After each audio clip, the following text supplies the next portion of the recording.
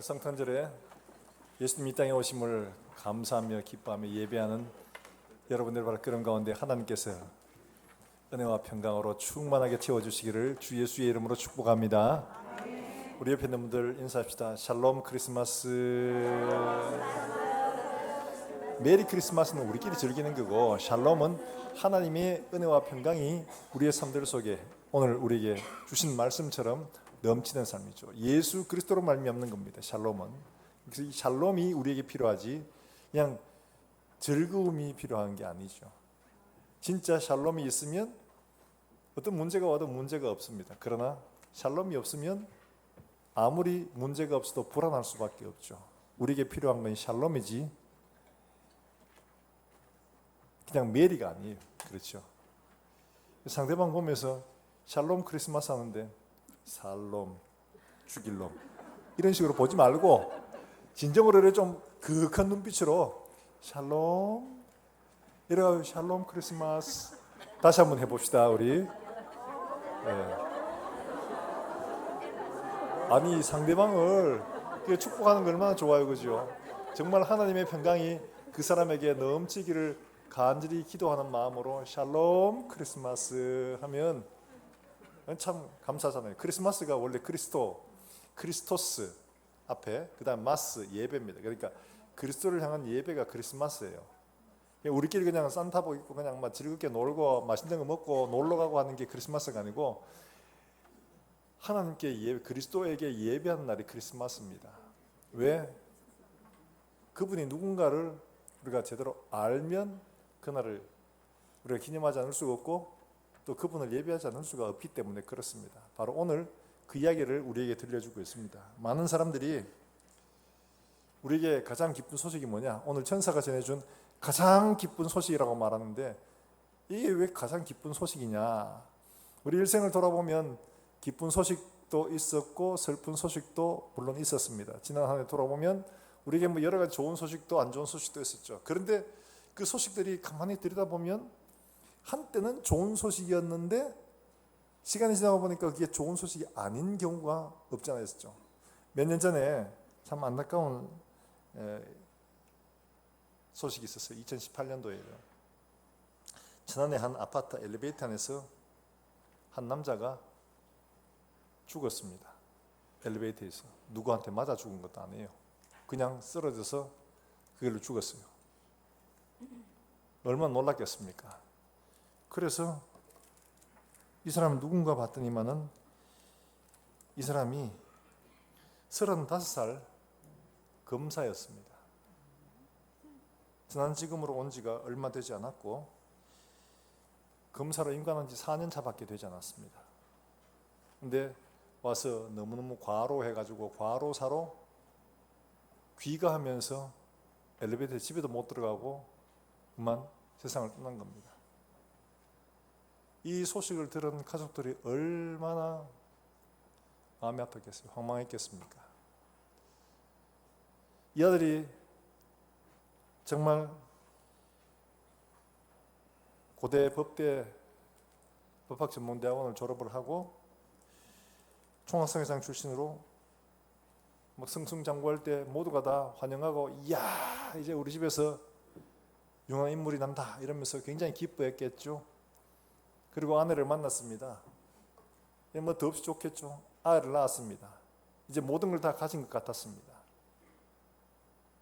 그리고 충남지검으로 임관을 해서 와서 4년 차 때 일이 너무 많았어요. 과로했습니다. 그러다가 엘리베이터에서 이렇게 자기의 삶을 마감할지 누가 알았겠습니까? 가장 기쁜 소식이 뭐였을까요? 고대법대 졸업할 때요? 임관할 때요? 결혼할 때요? 아니죠. 그때는 그게 최고의 소식인 줄 알았는데 차라리 그때 안 그랬더라면 떨어졌더라면 그때 안 되었더라면 이런 생각이 들 수 있을 겁니다.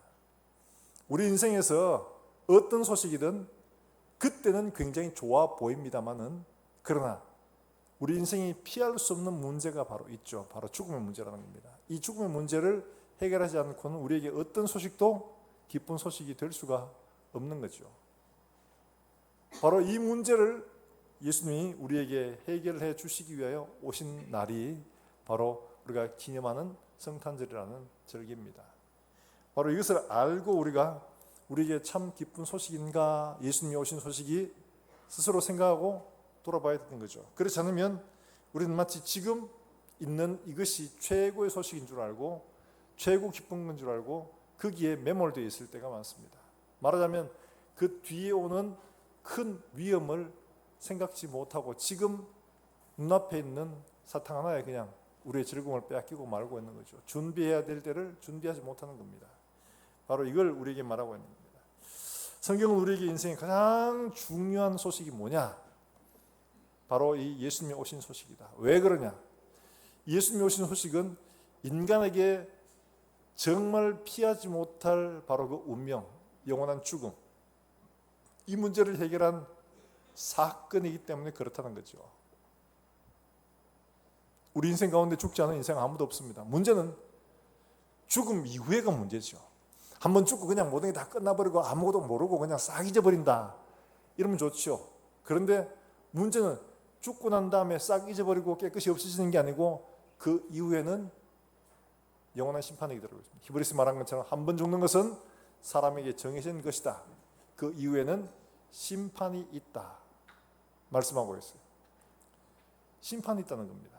그러니까 우리가 육신으로 사는 이게 전부가 아니라는 거죠. 우리의 영혼이 있고 우리의 영혼이 우리 육신을 벗어날 때 하나님 앞에 우리가 육신으로 산 것에 대해서 하나님 앞에 심판받을 때가 있다는 거죠. 그게 두려운 겁니다. 그때는 이제 영원한 거기 때문에, 영원한 운명을 결정하는 순간이기 때문에 그게 두려운 겁니다. 가봤나? 아니요, 안 가봤어요. 그런데 그 일을 작정한 그분이 우리에게 오셔서 그 일을 말씀해 주시기 때문에 우리가 믿는 겁니다. 자, 이 죽음의 문제를 어떻게 피하도록 하셨느냐? 오늘 먼저 구원자로 주셨다고 우리에게 말씀을 먼저 하죠. 11절 말씀에 같이 한번 읽어볼까요? 11절 말씀입니다. 같이 한번 읽습니다. 시작. 오늘 다윗의 동네에 너희를 위하여 구주가 나셨으니 곧 그리스도 주시니라. 아멘. 이 구주라는 이 말, 구주가 나셨다, 소텔, 이 말은 말 그대로 구원자라는 의미를 가지고 있는데, 이 소텔이라는 이 말은 사람에게는 사용하지 않습니다. 신약에 쓰인 말들이 전부 다 하나님에게만 쓰여 있습니다. 예수님과 하나님에게만 사용된 단어입니다. 왜 그런가 하니까 세상에도 구원자가 많잖아요. 전쟁을 해서 나라를 구하고 생명을 구하고 위기에서 구하고 구원자가 있을 수 있습니다. 그런데 이 소테라는 이 구원자라는 이 말의 의미는 그런 인생사 가운데서 어려움을 겪는 문제를 해결하는 사람을 말하는 게 아니라 근본적으로 우리가 어떤 상태에 있었는가를 깨닫게 해주는 말이죠. 우리는 죄와 죽음에서 구원이 필요한 존재였는데 그 구원자가 바로 나사렛 예수, 이분이시다. 이걸 말씀을 해주고 있는 겁니다. 많은 사람들이 어려운 문제에서 자원해서 이것저것 문제를 해결해주고 위인으로 영웅으로 이렇게 추앙받기도 합니다. 그런데 문제는 정작 자기 문제는 해결하지 못하고 세상을 떠나는 경우가 참 많이 있습니다. 전 세계를 정복을 해도 알렉산더는 가져가는 건 아무도 없어. 내 손을 관 밖에 내놔. 나 이렇게 넓은 제국을 담것이라도 이거 다 내 것 아니야. 다 놓고 가는 거야. 빈손, 빈손. 스스로는 구원하지 못하는 거죠. 우리 인생이 그렇습니다. 그런데 하나님은 이런 스스로 구원하지 못하는 인생에게 어떻게 하셨느냐? 구원의 길을 하나님의 아들이신 예수 그리스도를 통해서 우리에게 작정하시고 허락해 주셨다는 거죠. 바로 그분이 이 땅에 실제로 왔다는 거죠. 이걸 아는 건 굉장히 중요합니다. 우리의 운명을 바로 이해하는 것 굉장히 중요합니다. 여러분 아마 지금도 기억하실 겁니다. 지금 여러 군데서 지진이 나고 이래가지고 걱정하시는 분들도 많고 또 기후 변화로 인해서 바다에서 일어난 여러 가지 현상들 때문에 염려하시는 분들도 있습니다. 당연합니다. 왜냐하니까 지구의 사용 기한이 얼마 남지 않아 보였기 때문에 그렇습니다. 그런데요, 2004년에 있었던 인도네시아의 쓰나미 아마 여러분 다들 기억하실 겁니다. 진도가 무려 9.1 정도, 그리고 그로 말미암아서 얼마가 죽었느냐? 무려 연합회에서 통계를 하면 23만 명이 목숨을 잃었다고 이렇게 얘기합니다. 23만 명이. 어마어마한 숫자죠. 그때 그 상황에서 살아남은 그 영국의 초등학생 그 가족 이야기가 화제였었습니다. 엄마랑 인도네시아의 바닷가에 이제 휴양차 갔습니다. 휴가차. 그런데 갑자기 바닷물이 쫙 빠져나가는 겁니다. 이도 없이. 그러니까 사람들은 우와 이러면서 막 더 깊은 데로 들어갑니다. 왜냐하니까 평소에 못 들어가서 조개며 뭐 이런 것들 주우려고 우와 이러면서 막 쫓아 들어가는데 얘는 학교에서 지리 시간에 배웠어요. 바닷물이 갑자기 쑥 빠지면 쓰나미가 몰려온다. 그때는 묻지도 따지도 말고 뒤로 돌아보지도 말고 무조건 높은 곳을 향해서 뛰어라. 그래서 가족을 데리고 같이 막 높은 곳을 향해 뛰어갔습니다. 그런데 사람들은 우와 이러면서 더 깊은 데로 들어가는 거예요. 아니 이렇게 하면 죽는다고 얘기를 해도 안 들어요. 그리고 잠시 후에 어떤 일이 벌어졌냐. 높이 한 20에서 30m 되는 쓰나미가요. 쓰나미가 얼마의 속도로냐. 시속 800km. 피할 수가 없어요.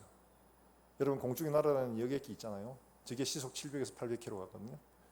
저 정도 속도로 날아오는데 우리가 아무리 빨리 뛴들 그걸 벗어날 수 있겠습니까? 그래서 이 사람들이 다 수몰되고 어마어마한 사람들이 목숨을 잃게 된 거죠. 우리에게 닥쳐올 운명을 보지 못하고 지금 당장 재미있고 즐거운 일들에 빠져서 그게 점점 더 깊이 들어가면 결국에는 우리가 피할 수 없는 운명에 직면할 수밖에 없다는 사실들을 그대로 보여준 너무나 참혹한 사건이었습니다. 사랑하는 여러분들, 우리 역시 마찬가지로 그렇잖아요. 우리에게 인간이 피할 수 없는 이 운명, 죽음이란 이거 다 알고 있습니다. 그런데 별로 그걸 의식하지 못하고 살 때가 많습니다. 죽음은 아직도 내게 멀리 보입니다.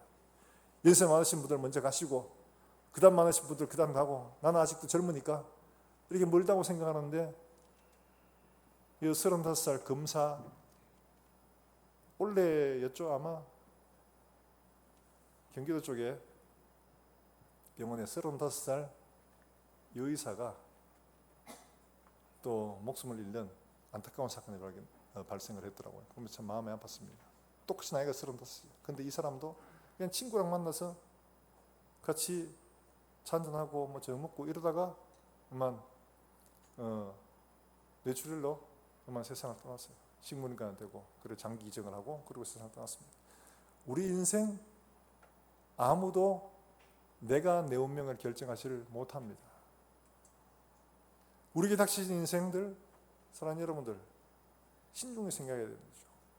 내가 어느 때 어떤 상황을 만날지 아무도 모릅니다. 그러나 반드시 준비해야 될 것 있는데 바로 그것이 우리가 피할 수 없는 이 운명을 어떻게 해결해 나갈 것인가에 대한 것들은 준비를 해야 되는 거죠. 이 피할 수 없는 운명, 그 이후에는 뭐 안 가봤어요. 안 하면 가보면 알겠지. 그때 가보면 늦습니다. 그렇죠. 가보기 전에 미리 말씀해 주신 것을 믿고 준비하는 것이 필요하지. 어리석은 사람은 직면해야 합니다. 그때는 영원한 결정입니다. 그래서 예수님께서 우리에게 말씀하시고 하나님께서 우리에게 예수님을 보내셔서 이 문제를 해결하시도록 주시는 겁니다. 그래서 그 이름을 구주다, 그리스도다 이렇게 표현을 하고 있는 겁니다. 하나님은 우리에게 이미 많은 역사적 경험을 통해서 우리에게 보여주셨습니다. 노아의 심판을 통해서, 소돔과 고모라의 일들을 통해서, 바벨탑 사건을 통해서 하나님 앞에 범죄한 인간들이 어떤 운명을 취하게 될지에 대한 것들을 미리 그림으로 보여주셨습니다. 이거는 역사적 사실이고 우리에게 분명한 운명이기도 합니다. 우리에게 필요한 것은 지금 당장 즐거운 일들이 아니라 우리에게는 구원자가 필요합니다. 우리를 영원한 죽음에서 우리를 건져줄 구원자가 필요한 겁니다. 이 사실 우리 마음속에 과연 그렇습니다. 내게는 구원자가 필요합니다. 이 믿음이 우리 모두에 있기를 주의 이름으로 축복합니다. 내게는 구원자가 필요합니다. 다른 거 다 필요 없어도 이 구원자가 내게 필요합니다. 나를 구원해 주십시오. 한 번 더 생각해 보면 그게 분명한데 사람은 한 번 더 생각하는 이게 잘 되어지지 않는 거예요. 자, 그런데 구원자를 주시는데 어떻게 주셨느냐? 아기로 표적을 주셨다는 거예요. 이게 구원자다 하는 그 표시를 주셨는데 아기로 주셨다는 겁니다. 자, 12절의 말씀 한번 같이 볼까요? 12절입니다. 시작. 너희가 가서 강구에 쌓여 구유에 누워 있는 아이를 보리. 이것이 너희에게 표적이라 하더라. 구원자의 표적이 어린아이, 강보에 쌓여 구유에 누인 아기다. 여러분, 이게 진짜 우리가 보기에 인정할 만한 표적이겠습니까? 아이고 참 진짜 하나님 지금 장난하세요 지금? 아니 구원자면 좀 근사하게 구원자답게 좀 그렇게 주시면 좋잖아요. 예를 들어 가지고 하늘에서 막 천사들이 막 고위하는 데서 진짜 백마를 타고 쫙 내려오셔가지고 세상에 내가 너희의 구원자다 이러면 사람들이 보고 두 말 안 해도 와 저분이 구원자인갑다 이렇게 맞을 거 아니에요. 그런데 겨우 이렇게 나가지고 아무 힘도 못 쓰는 애기로 그것도 말 구유해서 이게 무슨 표적이에요? 표적은 전혀 표적스럽지 않죠. 그런데 예수님 이렇게 오셔서 우리에게 이 어린 아기가 바로 표적이다 라고 말씀을 하고 있는 거예요. 왜 어린 아이를 주시면서 이게 너희에게 구원자의 표적이다 라고 말씀을 하고 있는가? 중요한 문제죠. 왜 그러냐? 이것은 언약의 성취라는 의미에서 먼저 이해를 해야 됩니다. 하나님은 구원자를 주시겠다는 이야기를 벌써 선지자들을 통해서 말씀을 하셨거든요. 미가서에서도 베들레헴 에브라다야라고 말씀하시면서 네게서 한 어린아이가 태어나는데 그의 근본은 영원의 상고에 있느니라. 그러니까 영원자다 이 말이죠. 베들레헴 바로 이곳에 구원자가 태어날 거다. 예언한 예언의 성취라는 의미에서 어린 아이가 그곳에 예언된 대로 태어나게 되었다는 거죠. 이것은 굉장히 중요합니다. 성경대로 하나님이 그의 사람들을 보내셔가지고 예언한 그대로 아기로 오셨고 하나님이 말씀하신 그대로 성경대로 그 일들이 이루어 가시고 성취하셨다는 이 의미가 굉장히 중요합니다. 왜냐하니까 말씀대로 오셨으면 말씀대로 이루어지고 말씀대로 또한 모든 것을 성취하기 때문에 그 중간에는 우리는 뭘 봐야 되느냐? 그러면 하나님의 말씀을 보고서 우리의 운명을 알 수가 있는 거거든요. 이게 없으면 전부 다 각자가 전부 다 뭐 도 닦고 이래야 되죠. 근데 하나님은 아예 명확하게 말씀으로 예언으로 우리에게 주셨어요. 그렇기 때문에 예언을 보면 아 우리가 어떻게 됐구나 하는 것들을 알 수 있게 하신 거죠. 예언의 성취라는 게 그렇게 중요한 겁니다. 뿐만 아니라 이 사건은 하나님이 사람이 되시는 사건이기 때문에 그런 겁니다. 이사야 9장 6절과 7절 말씀에 우리에게 이렇게 말씀을 하고 있습니다. 이 아기로 태어난 이 예수님이 어떤 분이냐? 명확하게 이해합니다. 그냥 단순히 아기가 아니에요. 자, 우리 같이 한번 읽어볼까요? 9장 6절과 7절 말씀이 시작. 이는 한 아기가 우리에게 낳고 한 아들을 우리에게 주신 바 되었는데 그의 어깨에는 정사를 메었고 그의 이름은 기묘자라 모사라 전능하신 하나님이라 영존하시는 아버지라 평강의 왕이라 할 것임이라. 그 정사와 평강에 더 힘이 무궁하며 또 다윗의 왕자와 그의 나라에 군림하여 그 나라를 굳게 세우고 지금 이후로 영원히 정의와 공의로 그것을 보존하실 것이라. 만군의 여호와의 열심히 이를 이루시리라. 할렐루야. 이 아기가 어떤 분이냐? 그분은 영존하시는 아버지다. 이게 하나님이란 말이에요. 눈으로 보기에는 보잘것없는 어린아이처럼 보이지만 그분의 본질은 영원하신 하나님이시다. 아니 하나님이시면 왜 이렇게 인간으로 오시는가? 하나님이시면 세상이 감히 흉내도 낼 수 없는 그런 영광과 능력과 위엄을 뽐내시면서 오시면 사람들이 두말할 여지가 하나도 없잖아요. 우와 전 세계가 다 볼 수 있도록 그렇게 하셨더라면 부정할 필요도 없고 뭐 우리가 뭐 굳이 예수 믿으라 할 필요도 없습니다. 다 그렇게 인정을 하지 않을 수가 없을 겁니다. 그런데 이렇게 오신 것은 예언의 성취일 뿐만 아니라 또 강제로 그냥 안 믿으면 죽어 이게 아니라 우리로 보고 믿음으로 따를 수 있도록 하시는데, 이 표지가 너무 중요한 이유가 뭐냐? 하나님이 우리에게 오신 이 사건이 너무 크기 때문에, 우리의 죄의 문제를 해결하는데, 죄의 문제는 반드시 사람이어야 되는, 죄를 지은 인간이면 죽음을 당해야 되는 겁니다. 이게 하나님의 법칙이에요. 죄의 결과는 죽음입니다. 그런데 죽으려고 보니까 하나님이 죽을 수는 없어요. 그리고 어떻게 하냐? 하나님이 사람이 되셔가지고 죽음을 대신 당하시는 겁니다. 근데 사람이 되는 조건은 어디냐? 30세 건장한 남자로 오신 게 아니고, 우리 인생의 가장 출발점부터, 수정 단계로부터 시작해서 출생, 그 다음에 성장, 이 모든 과정을 겪게 하시는 겁니다. 그래서 이거를 체휴리라고 표현합니다. 우리의 모든 것들을 다 경험하는 거죠. 일부 조금만 아니고, 내가 할 수 있는 것만 아니고, 내가 하고 싶은 것만 아니고, 인간의 모든 과정을 다 그냥 생생하게 겪도록 하시는 겁니다. 몸으로 다 겪게 하시는, 이게 바로 체휴리죠. 그래서 어린아이로 시작을 하시는 겁니다. 와서 하나님이 말도 못하는 아무데나 똥 싸고 아무데나 오줌 싸고 하는 이런 어린아이로, 굉장히 어떻게 보면 좀 수치스러운 일들이지만 하나님은 그런 과정을 겪게 하셨습니다. 그리고 엄마 아버지한테 혼도 나고 엉덩이도 맞고 이런 일들을 겪게 하신 거죠. 그럼 인간을 그대로 체험하게 하시는, 체유를 그대로 겪게 하시는 겁니다. 그리고는 십자가의 고통도 역시 마찬가지로 그렇게 당하신 겁니다.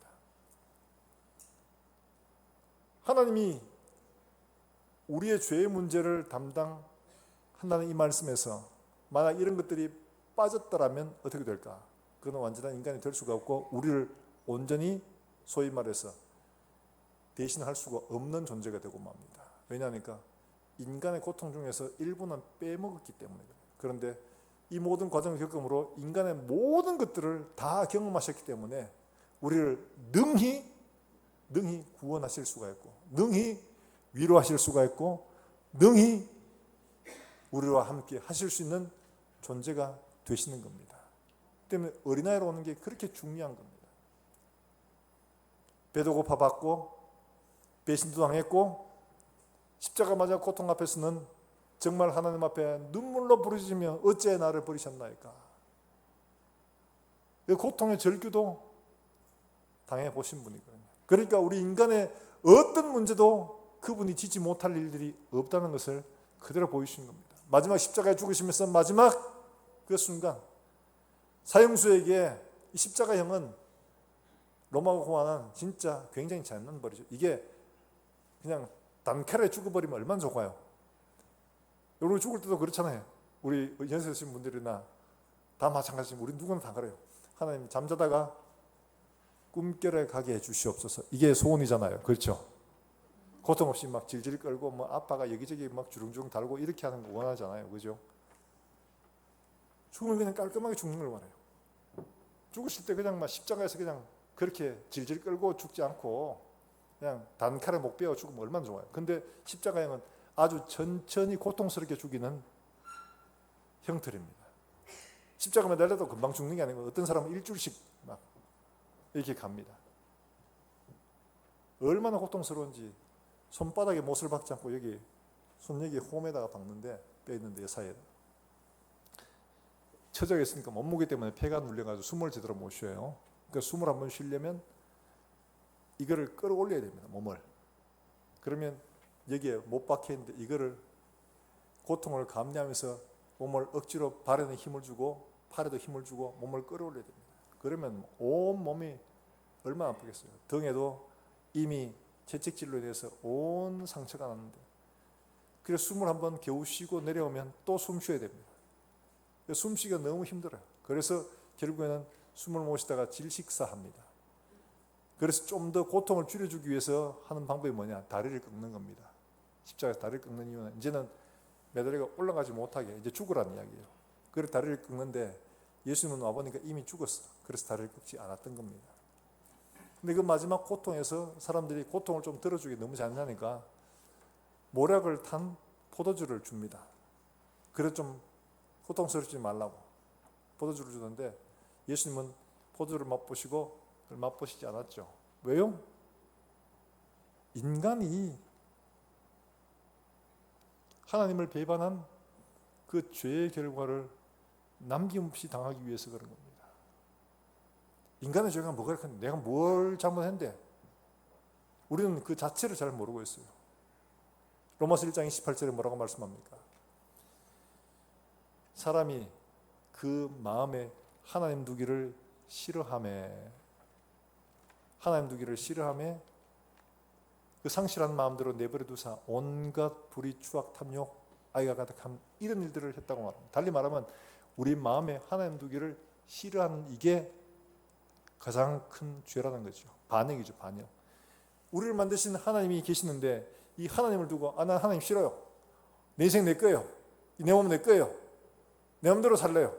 아니 내가 너를 만들고 내가 계획하고 내가 원하는 뜻대로 살아야 되는데 그러니까 싫어요. 내 인생 내 거라니까. 왜 자꾸 이것저것 간섭하세요?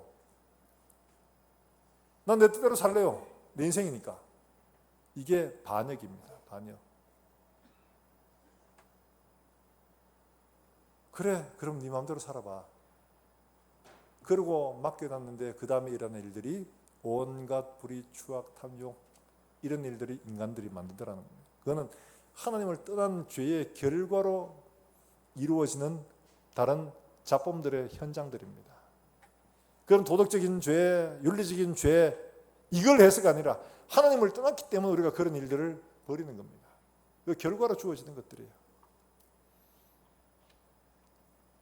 이런 인간의 반역의 결과가 뭐다냐? 하나님은 인간이 하나님을 싫어하고 하나님을 배제했죠. 근데 야고보서에서는 뭐라고 말하느냐? 위로부터 빛들의 아버지께로부터 모든 좋은 것들이 내려와서 악과 선에게도 지금도 하나님이 인자를 베풀고 있다라고 말합니다. 지금 이 땅에 살면서 나쁜 놈이 있다고 햇빛이 안 가나요? 착한 사람의 빛만 내리나요? 아니죠. 하나님의 인자와 긍휼이 지금은 모든 사람에게 다 내리고 있는 겁니다. 이게 하나님께로부터 오고 있다는 사실을 인지를 못하고 있을 뿐입니다. 그런데 하나님을 거부해요. 그러면 어떻게 하냐? 이 모든 좋은 것들이 다 싹 거두어지죠. 그럼 어떤 일이 벌어지냐? 예수님께서 나사로 그 사건을 비유로 말씀하셨잖아요. 부잣집 그다음에 그 앞에 빌어먹던 나사로가 둘 다 죽어 천국에 갔는데 천국에 부자는 못 갔죠. 거기서 고통하면서 아브라함에게 부탁을 합니다. 나사로에게 명하여 그 손끝에 물 한 방울 적셔가지고 내 혀를 좀 서늘하게 해달라고. 그 물 한 방울의 은총을 기대했는데 아브라함이 뭐라고 합니까? 여기서 그를 갈 수도 없고 거기서 올 수도 없다. 그곳은 물 한 방울의 은총도 주어지지 않는 곳입니다. 하나님의 모든 자비와 선한 것들이 싹 사라진 상태, 그게 바로 지옥인 거예요. 완전한 고통과 완전한 절망만 있는 곳이죠. 그게 지옥입니다. 지옥을 뭐 불타고 막 이런 것들로만 생각하는 게 아니라 그 결과가 그렇게 주어지고 있는 것뿐입니다. 우리 인생이 바로 이런 거예요. 하나님을 반역하고 하나님을 떠난 우리가 선택한 게 스스로가 그것을 선택한 겁니다. 하나님이 없는 완전한 세상. 하나님이 없는 절망의 세상을 우리가 선택한 겁니다. 하나님은 그냥 두지 못하여 그런 세상 가운데 뛰어들어 오신 거죠. 그리고 우리의 모든 고난들을 대신 다 당하시고는 어떻게? 우리를 구원하시려고 하는 겁니다. 어린 아이로 오셔가지고 우리의 모든 고난을 다 당하시고 마지막 십자가의 그 한 방울의 피까지도 다 흘리시고 말씀하시기를 다 이루었다. 다 이루었다. 내가 당해야 될 고난들, 내가 너희를 위해 져야 할 모든 고통들 내가 다 이루었다. 누구든지 나를 믿는 자는 이제 죄와 죽음의 권세에서 자유하게 된다. 약속을 하신 겁니다. 사랑하는 여러분들, 우리에게 이것을 어린 아이로 보여주신 겁니다. 하나님이 이렇게 이루어 가실 거라. 단지 귀여운 아기 예수 목욕시키고 하는 그런 이야기가 아니에요. 이건 우리에게 주시는 어마어마한 하나님의 은혜의 선물입니다. 사랑하는 여러분들, 예수님을 생각할 때마다 이런 하나님의 큰 은혜가 우리 심령 속에 깨달아지는 역사가 있기를 주 예수의 이름으로 축원합니다. 어린아이가 그저 어린아이가 아니고 크리스마스가 단지 예수님 이 땅에 그냥 오신 그런 즐기자고 하는 절기가 아니라 우리의 고난과 고통을 담당하시기 위해서 사람으로 오신 그 출발점. 주님이 없었더라면 난 어떻게 됐을까? 내 운명, 내게 닥쳐올 운명들 미처 알지도 못하고 쓰나미처럼 쓸려가서 죽어버린 이런 운명에서 피할 수가 없는데 하나님께서 우리에게 우리의 모든 고난 고통을 대신 지시고 감당하시기로 작정하신 사건이니까 이게 중요하죠. 그러면 이 모든 일들을 모든 사람에게 다 그냥 주시면 될 거 아니냐 이런 생각을 합니다. 그런데 하나님이 우리에게 이 사실에 대해서 분명히 한마디 더 하고 계십니다. 그게 뭐냐 하니까 이게 은혜 입은 자에게 주시는 소식이다 라고 말씀을 하고 있죠. 이게 갈라내는 길입니다. 자, 14절 말씀에 한번 같이 볼까요? 14절입니다. 시작. 지극히 높은 곳에서는 하나님께 영광이요 땅에서는 하나님이 기뻐하신 사람들 중에 할렐루야. 모든 사람에게 주시는 소식인데 특별히 어떤 사람에게 하나님이 기뻐하시는 사람들 중에 평화다 이렇게 말합니다. 평화. 이 평화라는 말을 이 말은 어떤 말인가 하니까 이레네라는 말, 이레네인데 이 말은 헬라어로 이레네고 히브리어는 샬롬입니다. 두 말을 이렇게 번역을 서로 했거든요. 히브리어와 헬라어를. 그러니까 이 말은 사람들 중에 샬롬이다 이렇게 말하시면 됩니다. 샬롬이다. 모든 사람에게 그냥 자동적으로 그냥 다 주시면 안 좋아요? 근데 왜 그렇게 하지 않고 하나님이 기뻐하시는 사람들 중에 샬롬, 이레네다 이렇게 말하는 것은 이거는 믿음으로 받아들이는 사람에게만 적용된다는 말씀이죠. 하나님이 이 일들을 주셨음에도 불구하고 그 일들을 믿음으로 받고 내 것으로 영접하는 사람이 아닌 사람에게는 해당 사항이 없다는 거죠. 이 사실을 알고 믿음으로 받아들여서 내 것으로 만든 사람에게는 하나님의 평강이 있을 것을 약속해 주고 있는 겁니다. 사랑하는 여러분은 성탄은 그야말로 성자한 사람 태어난 게 아니라 나의 운명을 결정하는 너무 중요한 사건이고 내가 이것을 하나님이 기뻐하시는 사람, 믿음으로 받아들이는 사람들에게 있을 평강을 보장해 주고 있는 사실입니다. 사랑하는 여러분들, 많은 사람들이 이런 사실들을 알지 못하고 지금 당장 먹고 사는 문제에서만 빠져 매몰되어 있을 때가 얼마나 많은지 모릅니다. 여러분, 하나님은 이 구원의 과정들을 이미 이스라엘이 광야에서 가나안 땅으로 갈 때의 그 그림을 미리 보여주었습니다. 그러니까 구약에 있는 사건들은 신약에 오실 구원의 사건을 그대로 미리 예고편으로 보여주는 그림입니다. 근데 그때 가데스 바네아에서 정탐을 했죠. 가나안 땅에 들어가자 한데 그 사람들 중에는 일부는 정탐꾼 10명 중 12명 중에 10명은 가면 죽는다. 그리고 2명은 반드시 가야 된다. 라고 했죠. 이 두 사람의 운명이 완전히 달라졌습니다. 믿음으로 하나님이 약속한 것을 받고 내 것으로 만드는 사람과 그렇지 않고 현실적인 어려움들, 현실적인 문제들 이것 때문에 못 가겠다 하는 사람들 갈라진 겁니다. 그런데 현실적으로 받아들인 사람은 광야에서 다 죽었습니다. 믿음으로 받았던 두 사람만 그 땅에 들어갈 수 있죠. 똑같은 겁니다. 하나님 우리에게 주신 약속들 어렵고 힘들어도 내가 믿음으로 그걸 받아서 저걸 내 것으로 만들어야 되겠다.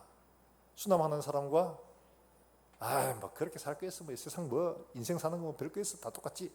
이렇게 사는 사람들, 현실적으로만 사는 사람들은 완전히 삶이 갈라지게 되는 거죠. 사랑하는 여러분들, 우리에게 분명히 주님 말씀하십니다. 히브리서에 믿지 아니함으로 들어가지 못하느니라 라고 말합니다. 믿지 않았어요. 믿는 사람에게 주시는 은혜, 평강이라는 것을 말씀을 하고 있습니다. 사랑하는 여러분들, 우리가 이 성탄절 우리가 생각해야 할 것이 무엇이냐? 그저 기독교의 한 축일이다. 그리고 우리가 남들 막 하니까 우리도 같이 덩달아서 그냥 성탄의 깊은 본질적인 의미도 중요하지 않아. 그건 그저 공휴일이고 연휴니까 얼마나 좋아, 5천 주년 놀러 가자, 이런 식으로만 생각하는 거하고는 천지 차이죠. 하나님께 감사하고 이 날이 하나님이 고안하신 너무너무 중요한 의미를 가지고 있는 날이다. 이날 정말 예수님께서 왜 이 땅에 하나님이 사람이 되셔야 했고 왜 우리에게 이렇게 기쁜 날이 될 수밖에 없는가를 이해하면 하나님 앞에 감사하지 않을 수 없고 예배하지 않을 수가 없습니다. 이걸 믿음으로 받아들이는 사람과 그렇지 않은 사람의 운명은 명확하게 갈라지게 될 겁니다. 사랑하는 여러분들, 이 성탄을 맞아서 예수님께서 우리를 사랑하신 그 사랑의 증거, 비록 아기처럼 보잘것없는 것처럼 전혀 유용하지 않은 것처럼 보인다 할지라도 하나님의 약속은 그렇게 성취되어 가고 있음을 우리가 알고 그 약속을 우리에게 보여주셨을 때 우리도 믿음으로 그 약속을 붙들고 이 약속의 말씀을 굳게 잡아서 여호수아와 갈렙처럼 약속의 말씀을 성취하여 마침내 내 것으로 만드는 이런 믿음의 권속들 다 될 수 있기를 주 예수의 이름으로 축복합니다. 축원합니다. 우리가 이 시간 함께 찬송하고 기도하겠습니다.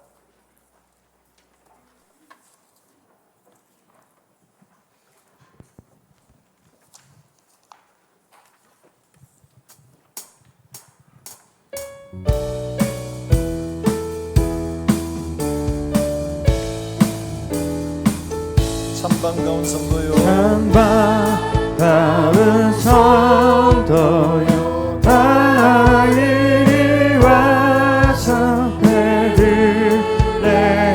성 안을 가봅시다. 저 그의 이신 아기를 보고 엎드려 절하세, 엎드려 절하세, 엎드려 절하세. 구주하셨네. 저천사역 찬송을 높이 불러 서이 광활한 천지에 울리어라. 주 하나님 앞에서 늘 영을 돌려 엎드려 절하세, 엎드려 절하세, 엎드려 절하세. 구주하셨네. 세상의 주께서 이 세상의 주께서 탄생할 때에 참신과 참사람이 되시려고 저동정녀 몸에서 나시었으니 엎드려 절하세, 엎드려 절하세, 엎드려 절하세. 구주하셨네. 여호와의 말씀이 여호와의 말씀이 육신을 입어 날 구원할 구주가 되셨도다. 늘 감사한 찬송을 주 앞에 드려 엎드려 절하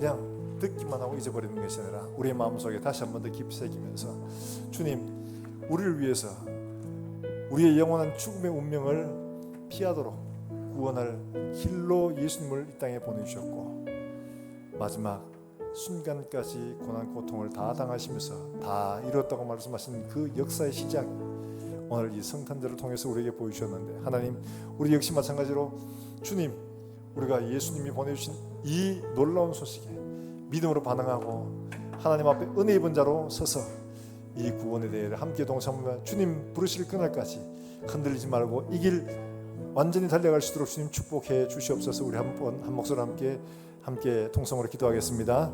살아계신 하나님 아버지, 내리 감사합니다. 오늘 우리에게 주신 이 구원의 사건, 바로 성탄절을 맞이하여 우리가 하나님께서 우리를 위해 행하신 일들이 무엇인지 다시 한번 깊이 돌아보게 하시고, 하나님 아버지, 우리가 먹고 마시고 즐기고 떠드는 것이 목적이 아니라 하나님께서 우리를 위해 행하신 그 놀라운 사건들을 우리가 기념하고 기억하여 하나님 앞에 감사하며 예배하는 하루로 살게 해 주시길 원합니다. 이 사건을 통하여 우리가 정말 예수 그리스도가 나의 구주, 나의 하나님, 나의 참 하나님이심을 믿음으로 고백하며 이 구원의 바늘에 서서 흔들리지 않고 주님 앞에 갈 때까지 믿음으로 굳게 서는 살아가는 모든 권속들이 될 수 있도록 주님 은혜를 베풀어 주시옵소서. 예배 가운데 참여하는 모든 성도들에게 축복하시며 이 감사와 감격으로 일평생 흔들리지 않고 주님 앞에 믿음으로 굳게 서는 모든 권속들이 되게 하여 주시옵소서. 이 소식을 또한 많은 사람에게 나누어주며 많은 사람들을 생명의 길로 인도하는 우리 모든 성도들이 될 수 있도록 주님 축복하여 주시옵소서. 살아계신 하나님 아버지, 영원히 죽어 하나님을 떠난 우리를 구원하시기 위하여 말씀이 육신이 되어 우리 가운데 오셔서 인간의 모든 고난을 담당하시고 십자가에 죽으심으로 그리고 부활하심으로 그 구원을 완성하시고 우리에게 믿을 만한 증거로 보여주셨는 이 놀라운 사건들을 우리가 이날 다시 한번 깊이 돌아보고 하나님 앞에 우리의 결단과 고백을 드리며 우리의 믿음의 고백으로 하나님을 영화롭게 하는 살아가는 종들이 되게 하여 주시옵소서.